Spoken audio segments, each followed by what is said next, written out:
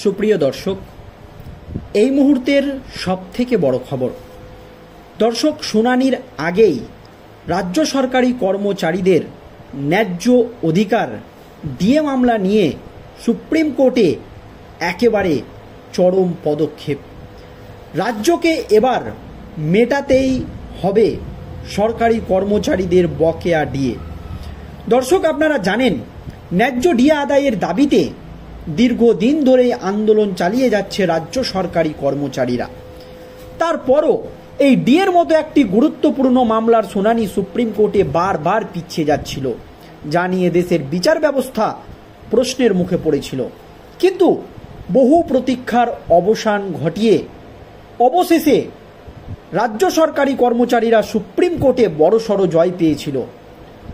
রাজ্যকে 6 সপ্তাহের মধ্যে ডিএ মিটিয়ে দেওয়ার নির্দেশ দিয়েছিল সুপ্রিম কোর্ট। কিন্তু তারপরও রাজ্য সরকারি কর্মচারীদের ন্যায্য অধিকার ডিএ মিটিয়ে দেয়নি। এর পরপরই বড়সড় পদক্ষেপ নিয়েছে সরকারি কর্মচারীরা। রাজ্যের বিরুদ্ধে তারা আদালত অবমাননার মামলা করেছে। আর এই আবহে শুনানির আগেই ডিএ মামলা নিয়ে একেবারে চাঞ্চল্যকর একটি তথ্য উঠে এসেছে। দর্শক, আমাদের হাতে কি তথ্য উঠে এসেছে, কি হতে চলেছে সুপ্রিম কোর্টে, শুনুন দর্শক। ডিএ মামলা নিয়ে চূড়ান্ত পর্যায়ে উত্তেজনা। 4 আগস্টের শুনানির দিকে তাকিয়ে হাজার হাজার রাজ্য সরকারি কর্মী, রাজ্য সরকারি কর্মচারী ও শিক্ষকদের বহু প্রতীক্ষিত ডিএ মামলায় অবশেষে সুপ্রিম কোর্টে বড়সড় গতি আসতে চলেছে। নির্ধারিত সময়ের মধ্যে 25% বকেয়া ডিএ মেটাতে ব্যর্থ হওয়ায় রাজ্য সরকারের বিরুদ্ধে আদালত অবমাননার মামলা এখন ভারতের সর্বোচ্চ আদালতে। এরই মাঝে রাজ্য সরকার ফের অতিরিক্ত সময় চেয়ে আবেদন জমা করেছে সুপ্রিম কোর্টে। এই আবেদন এবং আদালত অবমাননার শুনানি একসঙ্গে হবে 2025 সালের 4 আগস্ট। তবে এবার আর পুরনো কৌশল কাজ দেবে না বলেই মনে করছে আইন অজ্ঞরা। সুপ্রিম কোর্ট এবার শুনানির পেছানোর নিয়মে কড়া পরিবর্তন এনেছে।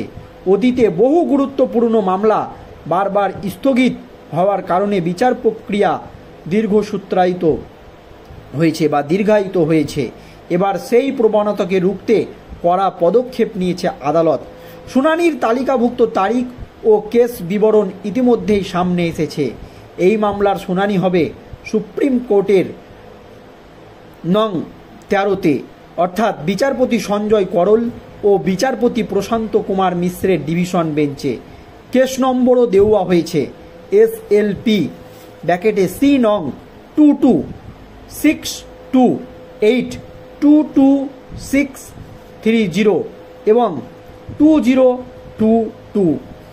নতুন নিয়মে কি বলছে? একতরফা স্থগিতের আবেদন চলবে না। বিরোধী পক্ষের স্পষ্ট সম্মতি বাধ্যতামূলক।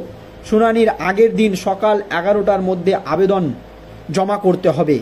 স্থগিতের আবেদন করতে হবে, বিশেষ কারণ ও তার রেকর্ড দিতে হবে।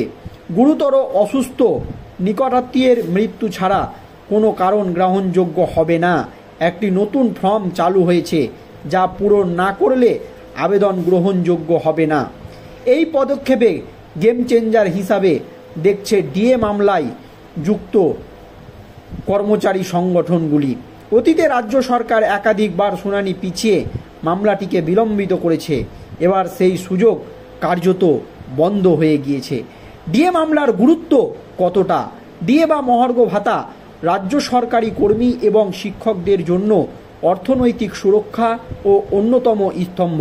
তাদের দাবি কেন্দ্রীয় হারে ডিএ দেওয়ার প্রতিশ্রুতি ছিল, যা আজও বাস্তবায়িত হয়নি। কলকাতা হাইকোর্ট একাধিকবার রায় দিয়েছে যে রাজ্যকে বকেয়া ডিএ দিতে হবে, কিন্তু এখনও পর্যন্ত তা কার্যকর হয়নি। এই প্রেক্ষাপটে 2025 সালের 4 আগস্ট হতে চলেছে একটি নির্ণায়ক দিন, কারণ নতুন নিয়মের ফলে শুনানি স্থগিত হওয়ার সম্ভাবনা প্রায় নেই বললেই চলে। ফলে সুপ্রিম কোর্টের রায় কতটা দ্রুত আসে তার দিকেই তাকিয়ে কর্মী মহল। কি হতে পারে শুনানির পর? এই মামলায় যদি সুপ্রিম কোর্ট কড়া অবস্থান নেয় তবে রাজ্য সরকারকে খুব স্বল্প সময়ের মধ্যে বকেয়া ডিএ মেটাতে হতে পারে। আবার যদি সরকার যুক্তিসঙ্গত সময় দাবি করে এবং তা গ্রহণযোগ্য হয় তবে কিস্তিতে টাকা পরিশোধের টাইমলাইন নির্ধারিত হতে পারে। তবে নতুন নিয়মের পরে সুপ্রিম কোর্ট আর অজুহাত মেনে নিচ্ছে না, ফলে রাজ্য সরকারের ওপর চাপ বেড়েছে বহুগুণ। একই সঙ্গে আদালতের এই পদক্ষেপ বিচার ব্যবস্থার গতি বাড়াবে বলেই মনে করছে আইন মহলের একাংশ। কেন এত গুরুত্বপূর্ণ 4 আগস্টের দিনটি? মামলার ভবিষ্যৎ নির্ধারণে সম্ভবত প্রথম গুরুত্বপূর্ণ শুনানি। একতরফা স্থগিতের সুযোগ নেই। আদালতের অবমাননার অভিযোগের শুনানির অংশ। রাজ্য সরকারের সময়ের প্রার্থনার যৌক্তিকতা খতিয়ে দেখা হবে। সরকারি কর্মীদের আর্থিক ভবিষ্যৎ নির্ভর করছে এই মামলার ওপর। হাজার হাজার কর্মী ও শিক্ষক বর্তমানে বকেয়া ডিএর অপেক্ষায় রয়েছে। অনেকেই ইতিমধ্যেই আর্থিক দুরবস্থায় ভুগছেন। তাদের একমাত্র ভরসা সুপ্রিম কোর্ট। তাই 2025 সালের 4 আগস্ট আর একটা শুনানির দিন নয়, বরং সেটা হতে পারে ডিএ আন্দোলনের টার্নিং পয়েন্ট। নতুন নিয়ম কার্যকর হওয়ায় এই দিনটির গুরুত্ব আরও বেড়ে গিয়েছে। সবশেষে বলা যায়, ডিএ মামলার ভবিষ্যৎ নির্ধারণের আগে রাজ্য সরকারের সামনে এখন বড় চ্যালেঞ্জ। কিভাবে আদালতে নিজের অবস্থান দৃঢ়ভাবে পেশ করে এবং সমাধানের পথ বের করা যায়, সেই দিকেই আমাদের নজর থাকবে। দর্শক, এই নিয়ে আপনাদের মতামত কমেন্ট বক্সে জানাবেন। ধন্যবাদ।